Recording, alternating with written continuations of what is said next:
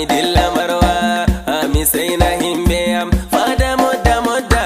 fada modda modda da be yoni am kadi da minoti be kadi min be sakina sakina garwana da be yoni amin president je garwa on kanko waddi amin da min yottido Allah wadu barka Allah fabunon himbe modda modda himbe modda modda himbe modda modda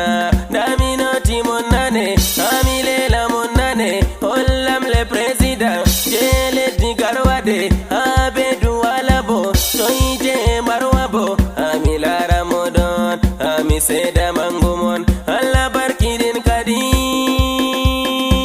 himbe modda modda himbe fada modda modda yumme milara mon ami seda manguman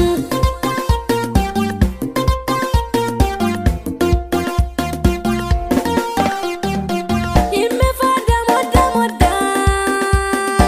dami yotake lesemer wanyoni amin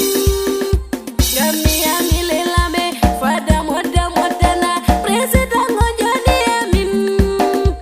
sanu ma umaru sanu ma narandam ngamanyoni amin dele semi lelama sanu president am ande mo wanyoni amin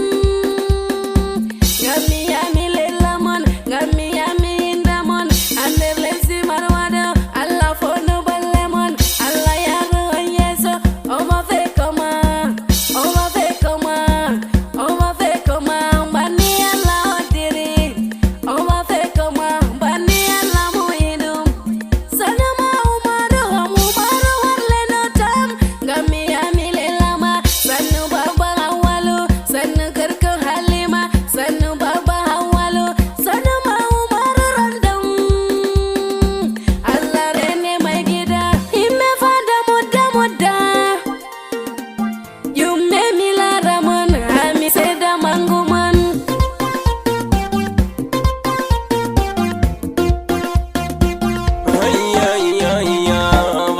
on va faire comment vanina la odiri no be wata monko Allahu wadainomo sanu himbe fada himbe modda modda ami lele president sanu mada Aisha Aisha bazaram Allah fodu balema dada Abubakar sanu dada Jebam Hollam Salamuddin Korko Aisatu Wari Baba Muhammadu Mu Abbo Kaukadi Baba Basina Amila Ramananu Sanu ma Salamuddin Hollam Umaruna Sanu ma Darondom Sanu ma Darondom Umaru miyam nima Baba Sabon Kadi Sanu Gorko Halima Sanu Baba Walu President Jegarwa Anon de Yoniam Min be Sakina Sakina Garwana Amila Ramoijo Ama Damana Angola miyam nima himme fada modda modda yumme milara mon ami seda manguman